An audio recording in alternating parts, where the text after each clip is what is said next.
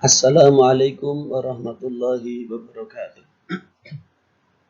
Kembali bersama saya, Novi Setiono, dalam video pembelajaran matematika. Para sobat pembelajar, terutama yang ada di kelas 9 atau jenjang akhir di SMP, pembelajaran kita kali ini masih mengenai fungsi kuadrat. Dan khusus tayangan video kali ini, kita akan belajar tentang bagaimana cara menggambar atau melukis grafik fungsi kuadrat. Namun sebelumnya, persiapkan diri kalian dengan sebaik-baiknya. Jangan lupa banyak-banyak berdoa. Semoga kita senantiasa dalam naungan perlindungan Allah Subhanahu wa Ta'ala, Tuhan yang Maha Kuasa. Dimudahkan setiap urusan kita dan dilimpahi kemudahan untuk memahami ilmu pengetahuan. Mari kita mulai dengan Bismillahirrahmanirrahim. Untuk menggambar grafik fungsi kuadrat atau melukis grafik fungsi kuadrat, diperlukan beberapa materi prasyarat. Yang pertama, masih ingat bukan mengenai bentuk umum fungsi kuadrat? Yaitu Y sama dengan AX kuadrat ditambah BX ditambah C, di mana Y adalah bayangan dari X atau Fx. Di samping itu, masih ingat pula dengan diskriminan bukan? Ya, yaitu nilai dari B kuadrat min 4 AC. B kuadrat min 4 AC. B adalah koefisien dari nilai X, A adalah koefisien dari X kuadrat, dan C adalah konstanta. Yang terakhir, bagaimana dengan menyelesaikan persamaan kuadrat? Yaitu dengan cara mencari akar-akar persamaan kuadrat. Nanti akan kita ketahui nilai X1 dan X2, yang salah satunya dengan menggunakan cara memfaktorkan. Mari kita mulai materi melukis atau menggambar grafik fungsi kuadrat. Bentuk umum persamaan fungsi kuadrat kita ketahui bersama, yaitu Y sama dengan AX kuadrat plus BX plus C. Atau Y bisa diganti dengan Fx, bayangan dari X. Bentuk grafik fungsi kuadrat sebagai berikut, yaitu sebagai kurva melengkung menghadap ke bawah atau menghadap ke atas. Kapan terjadi grafik kurva menghadap ke atas? Yaitu ketika nilai koefisien dari X kuadrat lebih besar dari 0.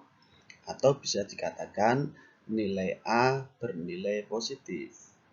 Lalu bagaimana atau kapan ketika grafik fungsi menghadap ke bawah?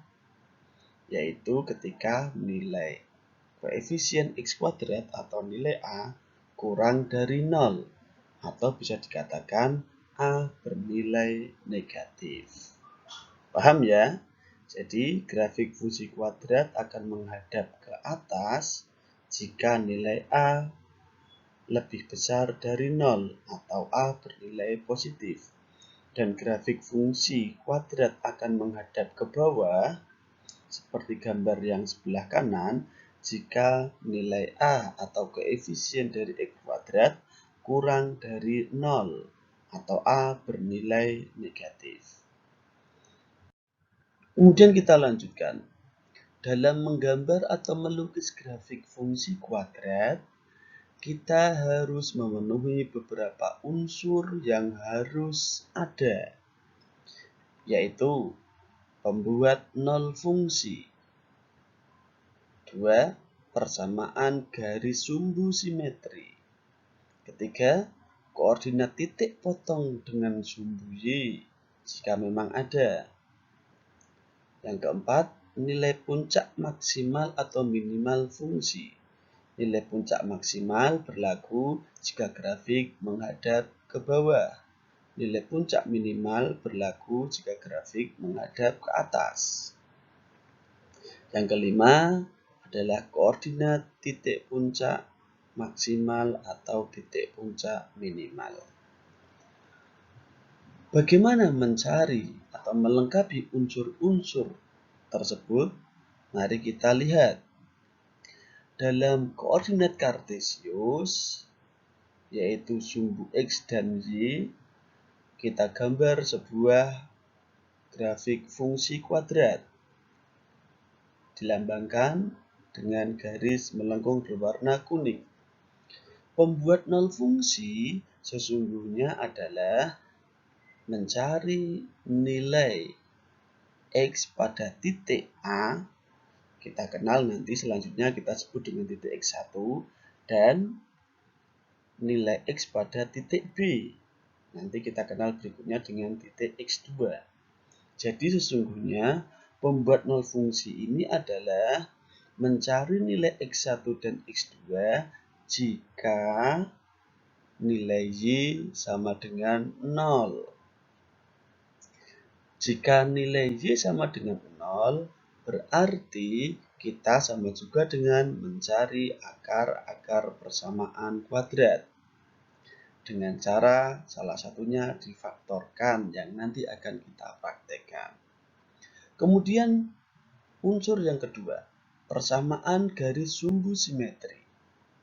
Jika kurva lengkung grafik fungsi kuadrat berwarna kuning, kita bagi dua dengan sebuah garis di tengah-tengahnya, maka garis inilah yang disebut sebagai garis sumbu simetri. Persamaannya disingkat dengan XS. Bagaimana mencari XS ini atau persamaan garis sumbu simetri ini? XS sama dengan nilai X1 ditambah X2 dibagi 2. Titik X1 ditambah titik X2 dibagi 2. Atau bisa juga dicari dengan negatif B per 2A. Ingat ya, B adalah koefisien dari X. Sedangkan A adalah koefisien dari X kuadrat. Kemudian unsur yang ketiga, koordinat titik potong dengan sumbu Y jika memang ada. Syarat dari koordinat titik potong dengan sumbu Y adalah jika X-nya sama dengan 0. Di manakah letaknya?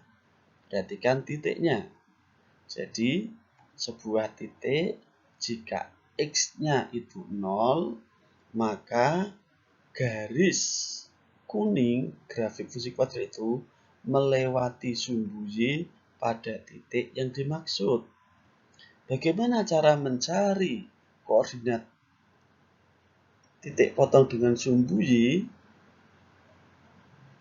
Caranya adalah dengan mencari nilai Y di mana substitusikan X sama dengan 0. Bisa dibayangkan kan jika nilai X kuadrat sama dengan 0 dan X sama dengan 0, maka otomatis nilai Y sama dengan C.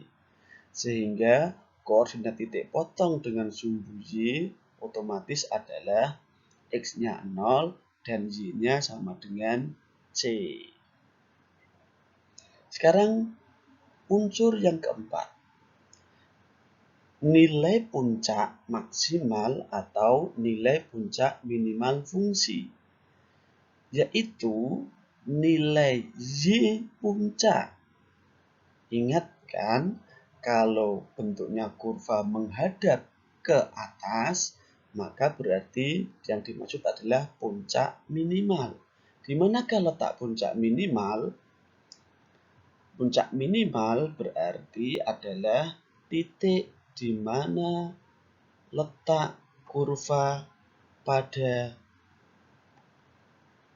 posisi yang paling minimal.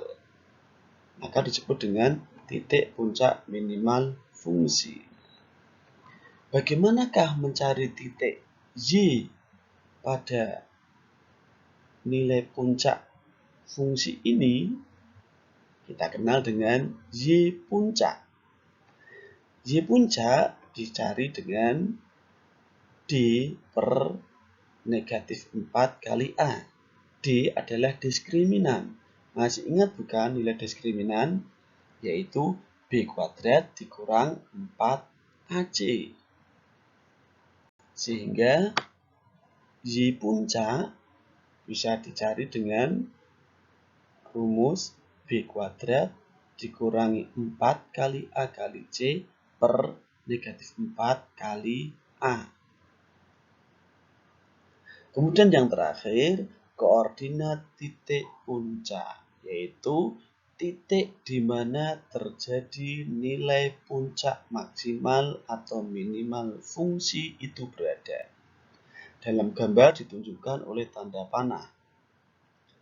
Berapakah titik koordinat di titik tersebut? Atau berapakah nilai koordinat pada titik puncak tersebut? Berarti nilai koordinat titik puncaknya berisi XS dan tentu saja YP, yaitu XS adalah sumbu simetri dan YP adalah nilai puncak. Jadi koordinat titik puncak berisi nilai X pada sumbu simetri dan nilai Y pada titik puncak. Baiklah, para sahabat pembelajar dan anak-anakku kelas 8, untuk lebih memahaminya, mari kita perhatikan contoh soal berikut ini. Gambarlah grafik fungsi Y atau fx sama dengan x kuadrat ditambah 2x dikurang 8. Masih ingat bukan unsur-unsur yang harus dipenuhi? Sebelumnya kita harus mendaftar dulu bahwasanya nilai A atau koefisien x kuadrat adalah 1.